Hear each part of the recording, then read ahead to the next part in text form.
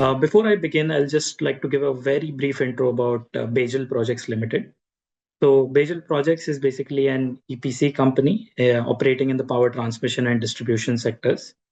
We were earlier a part of Bajaj Electricals till 2023.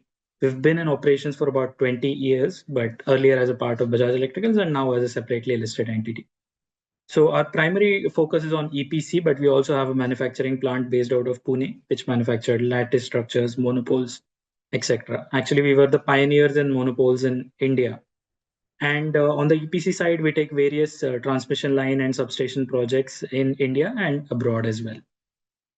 So, beginning with the topic, smart substations driving growth of India's power sector.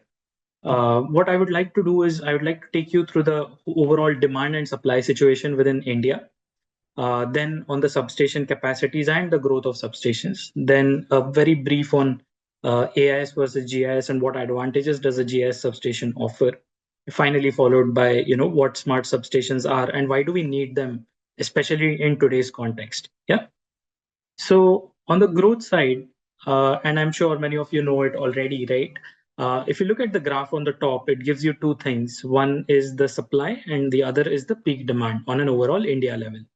So if you looked at FY24, for example, India's overall supply was about 435 gigawatts.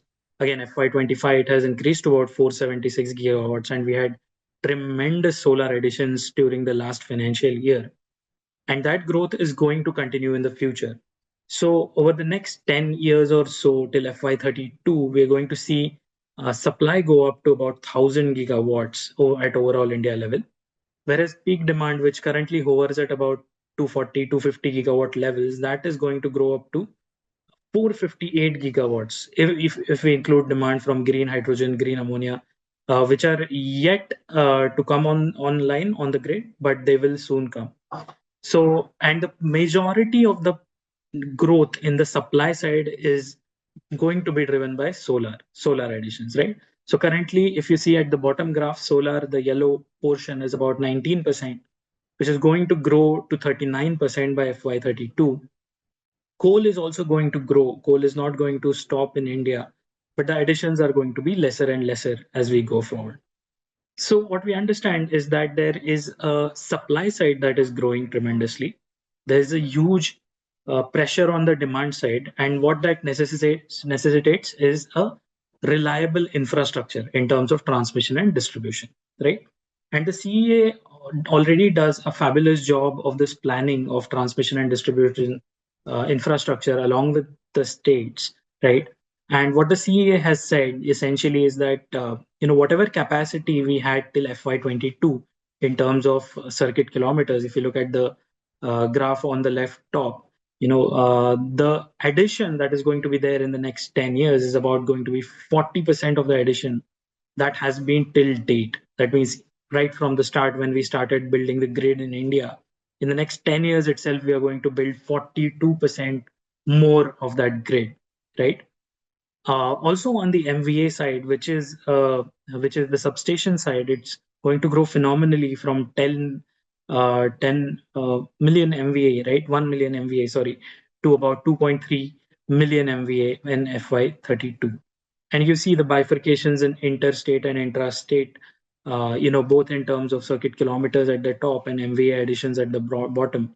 So we see India, over the next 10 years, there's going to be tremendous addition in the transmission sector, in both the transmission line as well as the substations. My personal opinion in this, and I have voiced it in various forums, is that even this is less. There's going to be so much demand pressure from data centers, from industrial sector, from the government itself. We're talking about Viksit Bharat 2047, right? And we're talking about 700 gigawatt of peak demand at that point of time. So whatever planning has been done, it's good that it's being done with 10 years in mind, but I think we need to longer our time frame. We need to build infrastructure that lasts for 20, 25 years and has that 20, 25 years demand planning sort of built into that. Again, going and zooming into substations, right? If we see the substation capacity as of today and what has happened over the last year, right? Over the last year, India has added about 86,000 MVA of capacity. That has been a significant increase, about 22% increase from what was done last year. Majority have been added by the states, followed by PGCIL, and then by the private clients, as you see in that graph, right? And if I were to talk about the distribution of these transmission substations, right? Let's take PGCIL data, for example. PGCIL has about 276 or had about 276 last year substations in total, out of which AIS substations were 216 and there were 60 GIS substations. That means that a lot of the demand that is going to come in this GIS going forward, because the percentage as it is less. On the distribution side as well, if we see, right, the capacity is projected to grow from 482,000 MVA in 2022 to 624,000 MVA by 2030. That's a significant addition. And if we talk about the number of substations as well, it's going to be about 12,000 substations overall across India that are going to be added on the distribution side. So in the substations also, we see a lot of demand being generated. Now let's look at a little bit of comparison between, AIS and GIS sort of substations, and why are GIS substations being pushed throughout the system. As you know, we started with just AIS substations and there has been historical prevalence of those. But then, as Mr. Pramod rightly said, in areas like Delhi and in congested areas, right, land is a scarce and expensive resource. This is where GIS substations come in handy, which save about 60 to 75% land as compared to traditional AIS substations, right? In industrial areas where reliability and reduced maintenance are crucial, I think GIS substations play a very important role. Also, in flood prone areas, in wind prone areas, where keeping your systems exposed to the air becomes difficult, that is where GIS substations play a major role. There's reduced maintenance requirement. And if you look at the total cost of ownership of a GIS substation, not just the upfront cost that a utility puts out, but savings in terms of maintenance, savings in terms of manpower, savings in terms of land, then the total cost of ownership of a GIS substation comes out to be much lower than a typical AIS substations, right? As I said, there are some key trends driving these things. The first key trend being data centers, right?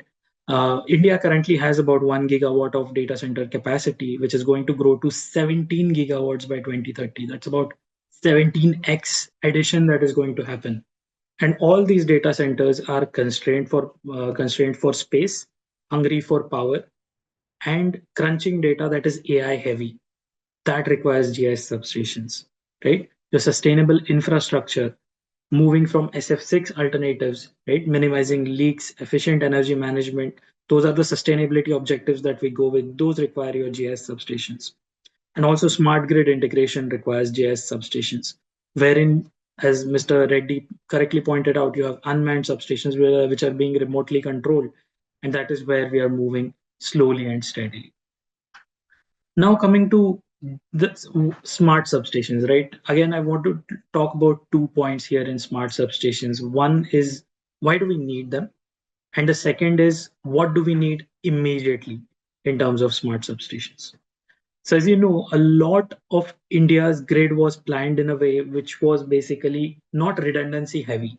So you used to see a lot of power outages happening at different parts of India. And then came the LELO systems, wherein you have redundancies put in place so that even if one transmission line fails, there's other one taking up. That's why you need these smart substations.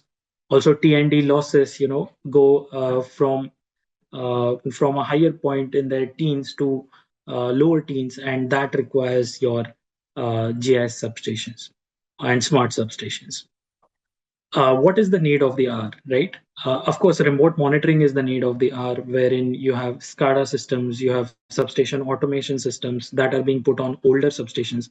Of course, newer ones already have them, but there's a need for upgrading the older ones, connecting them to RLDCs and NLDCs for remote monitoring and control. You also need standardized systems and integration. IEC 61850, the communication standards that are there, help the devices communicate with each other. Otherwise, you will have systems which are working in silos and not really talking to each other. Ultimately, what do we want to achieve?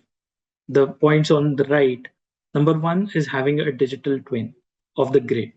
What does that mean? That means that a living, breathing sort of digital manifestation of the physical grid, which keeps on growing as new kinds of substations and lines are added, right? And what does it help us with as India, right? It helps us with moving from a breakdown maintenance system where people were saying, "Oh, the power in one sector is out. Now let's go and fix it," to a preventive system, to a predictive system, and to a proactive system. So even from predictive analytics, there's one more layer which takes the usage of Gen AI to the next level to actually predict where the faults are going to happen and analyze them and treat them even before the faults occur. So that is the end state that we are going for. So in the context of whole India, the power is growing. We need substations, more number of GIS, and more number of smart substations that should come in. Uh, so that's it from my side. Would be happy to take any questions on the topic. Thank you. Thank you so much, Shraddha.